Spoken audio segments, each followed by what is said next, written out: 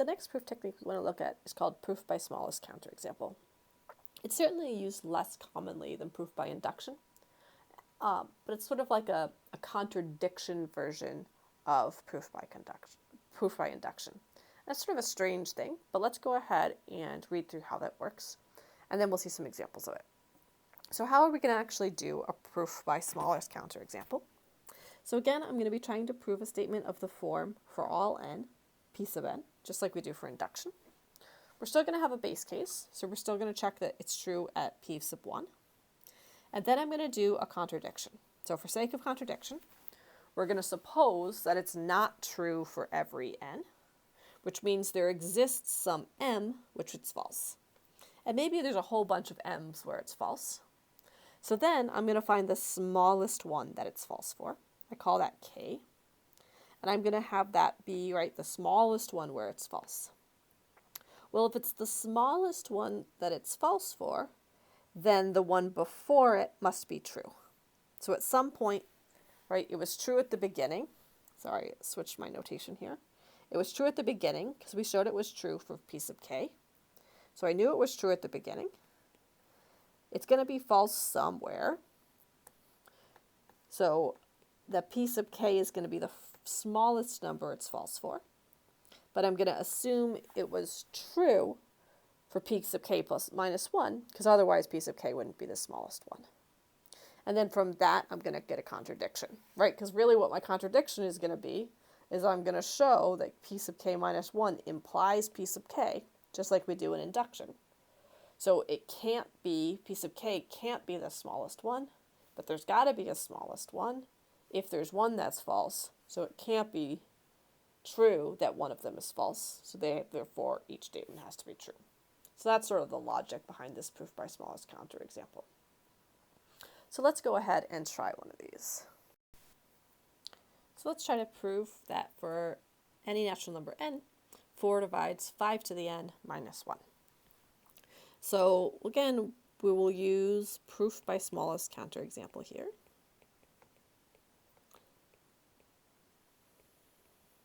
Oops, smallest counterexample.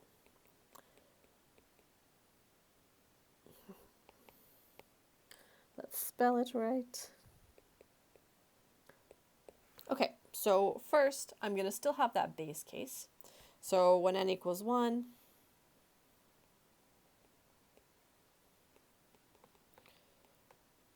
five to the n minus 1 is equal to 5 minus 1, which is 4. And 4 divides 4. So the statement holds. That's just like our base case. So I'm showing there's at least one statement that it's true for. And now, for sake of contradiction, let's assume a statement that let's say that assume the statement is false.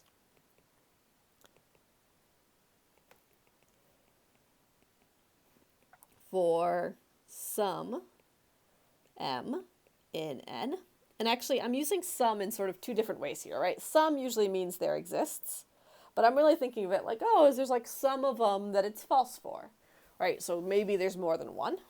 If there's more than one, I can still talk about the smallest one, Because I have a set of natural numbers with this is false for. That set can only go down to 1. I know 1 is not in the set because the statement is true for 1. So there's going to be some lower bound on what the set can be. It's a set of natural numbers. It has that lower bound. It has to have a least element. So I can say let k be the smallest integer. So where integer, 4 does not divide. Let's just say where the statement is false.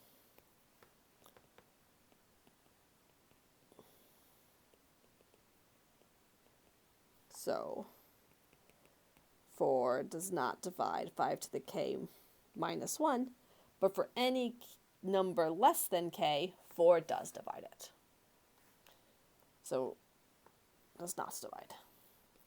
Now, I'm going to look at the previous one, since k minus 1 is less than k, and k is the smallest one where it's false, then 4 must divide 5 to the k minus 1 minus 1. And what we're going to do is we're going to try to show that this implies this, and therefore, well, with the actual divide, not the not divide, and therefore we get our contradiction. Okay, so at this point, it's going to sort of be like an inductive step where I try to show that the k minus 1 implies the k1. So since 4 divides this, we get that 5 to the k minus 1 is equal to 4m. So let's write this out. 5 to the k minus 1 is equal to 4m. And now I want to try to show that I actually get that 5 to the k minus 1 is equal to 4 times something. So how do I get this to look like a 5 to the k? Well, let's multiply both sides by 5.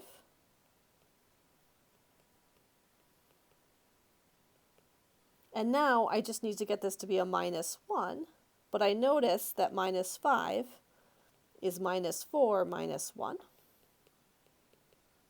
And then I can add that 4 to the other side. And I'm going to just factor it out as I go. So we get that 4 divides 5 to the k minus 1. But I assumed that k was the one where it didn't work, so that's going to be a contradiction. Where did this contradiction come from? It came from the assumption that the statement was false for some m and n. Therefore, the statement can't be false. So thus, we can conclude that 4 must divide 5 to the n. Oops, that doesn't say 5 to the n. 5 to the n minus 1 for all n and n, right? There's no place at which it could become false. Therefore, it must be true for every number. Now, I could have totally done an induction here, right? I have all of the ingredients for inductive proof. I have my base case.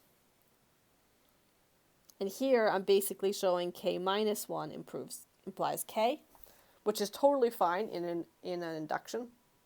It's the same, it's logically equivalent to proving k implies k plus 1, but you could also just change the variables a little bit to see that. But it's just a different way of sort of writing our inductive proofs. Next, we want to look at the fundamental theorem of algebra. So that says that any integer n greater than 1 has a unique prime factorization. So let's think about what we mean by that, right? So given an integer n greater than 1, a prime factorization is just some way that I can write it as the product of prime numbers, each raised to some power potentially. So I'm going to think about this as distinct prime numbers, each raised to their own power, where these numbers can't be broken down anymore, right? So they're prime. And if I write it as that product of primes, then that product is going to be unique. So there's not multiple ways I can actually write it as that product of primes. So that's what we want to prove here. And we're going to do that in 2 steps. We're going to first show that it has a prime factorization, so it can be expressed as the product of prime numbers. And the second step is to show that that is a unique one, so it can't have 2 different prime factorizations. This fact that we want a unique prime factorization is one of the reasons why we don't want 1 to be prime. Oops, I wrote is prime instead of is not prime. Let's fix that. If 1 was prime, then I could say that, say, 8, well, that's not a very good one. Let's say 6 was equal to 2 times 3. But I could also say that 6 equals 1 times 2 times 3. So there's 2 different ways of writing 6 as primes if 1 was prime. But as long as I get rid of 1 being prime, I actually do get this unique prime factorization. And that turns out to be a really important property. So that's part of the reason why we would define 1 to be neither prime nor composite. Okay, so the first thing I want to do is just prove that I have a prime factorization. So given an integer n, there is some way to write it as the product of primes. And it turns out this is a really great example of a strong induction proof. So I'm trying to show, right, n greater than 1 has a prime factorization. So when n equals 2, I know that 2 is prime. So I know that 2 has a prime factorization. So that's my base case. So I want to consider some n strictly greater than 2 now. And now there's going to be two cases.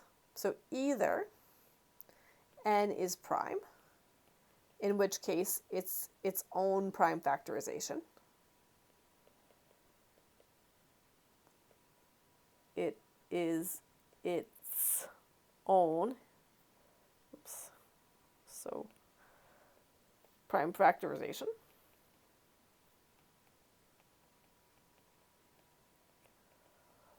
Or n is equal to the product of two numbers, and those would both have to be less than n, because I can't take two numbers bigger than n and multiply them together and get something equal to n. Okay, right, so now if these are less than n, in an inductive proof, whenever I can break something down to something smaller, that's where we're sort of in good shape here. So what do I need to add in here? We need to add our inductive hypothesis. So let's go ahead and assume for all, I'll change it to k. For all k less than some fixed n, k has a prime factorization. We already used k. So many letters. So let's use all sorts of new letters here. So it's always good to sort of get the ideas down and then go back and make it better. So I don't really want to use n again, because that might be confusing. So I'll use j and k. And then I'm going to assume everything less than that k, but bigger than 2, that j has a prime factorization. And I'm going to go all the way up to k here. And now I'm going to consider some, it seems going to be kind of confusing to consider n plus 1. So I'm going to consider going up to k minus 1 and consider a k. Okay, so we've got all the pieces together now. We're building up. So k is either prime, so it's its own prime factorization, or k, I liked using k, so I had to give up using it later down the road. So I can change this m to, say, an L, because I haven't used that letter yet. And so let's fix this, where that m and that L are both less than k. All right, now we're on a road here. So these are sort of the things that we have to think through when we're writing these proofs. Kind of be careful about what letters we're using and sort of building stuff up from there. They both have to be strictly bigger than 1, which means they have to be greater than or equal to 2. And I know that 2 does have a prime factorization, so I can include that. So thus, m and L have some prime factorization.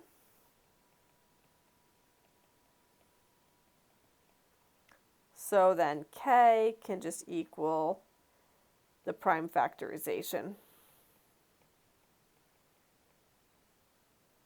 of m times the prime factorization of L. So I've been able to write k as a product of those primes. Therefore, I've done my inductive step. So thus, any n greater than 1 has a prime factorization. But now I don't necessarily know that that prime factorization is unique. So maybe, right, there's some number that's really huge, and I can write it as 2 cubed, 3 squared, 7, but I can also write it as 17 times 19. I don't know, right? Who knows? right? What we're going to show is that's not possible. So if there is a prime factorization, then there's only one prime factorization. Next, we want to show that this prime factorization is unique. So we actually have to use a proposition for this.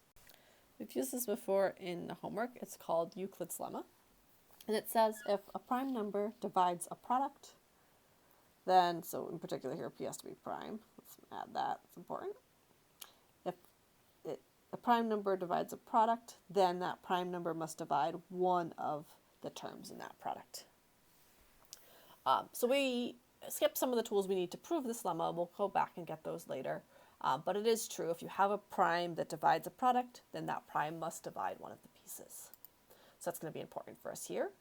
So what we're going to do to prove that this prime factorization is unique is we're going to use a proof by smallest counterexample. So we want to use proof by smallest counterexample here.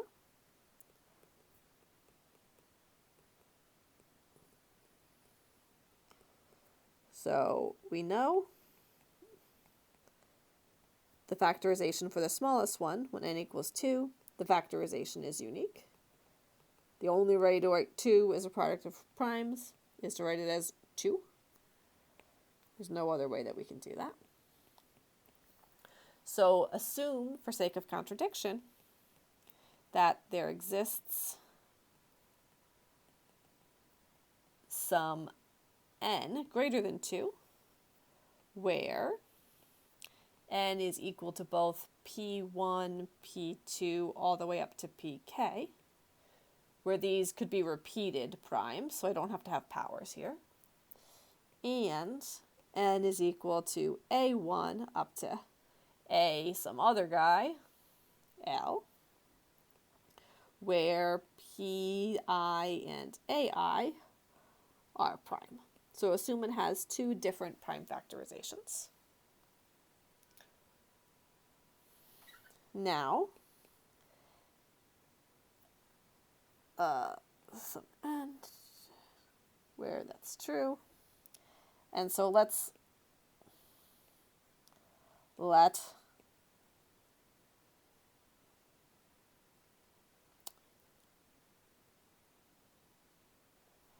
also assume, I'm trying to decide here if we should switch letters or if we should just keep the same letter. Let's just keep the same letter.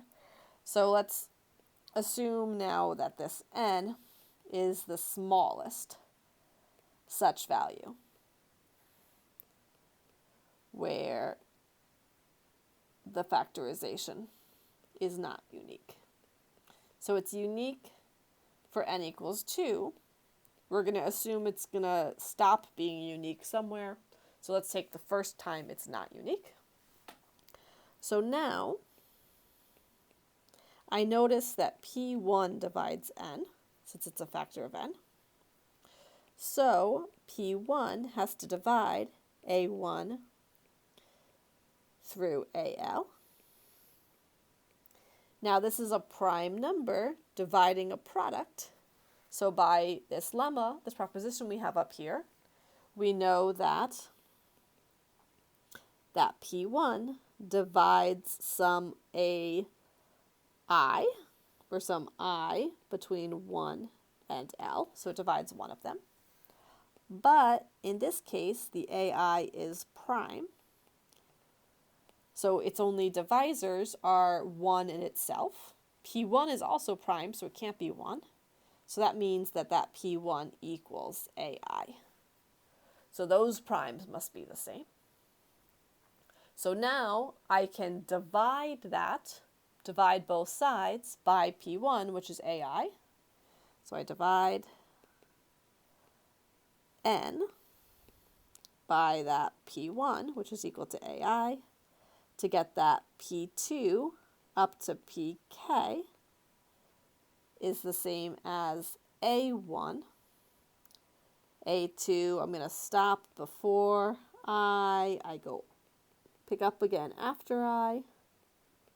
Those have to be equal, but those are both equal to n over that p1 or n over that pi. But n over p1 is less than n, since that prime number is prime, so it can't be equal to 1. So n over p1 has a unique factorization because n was the first one that didn't. So these factorizations must match.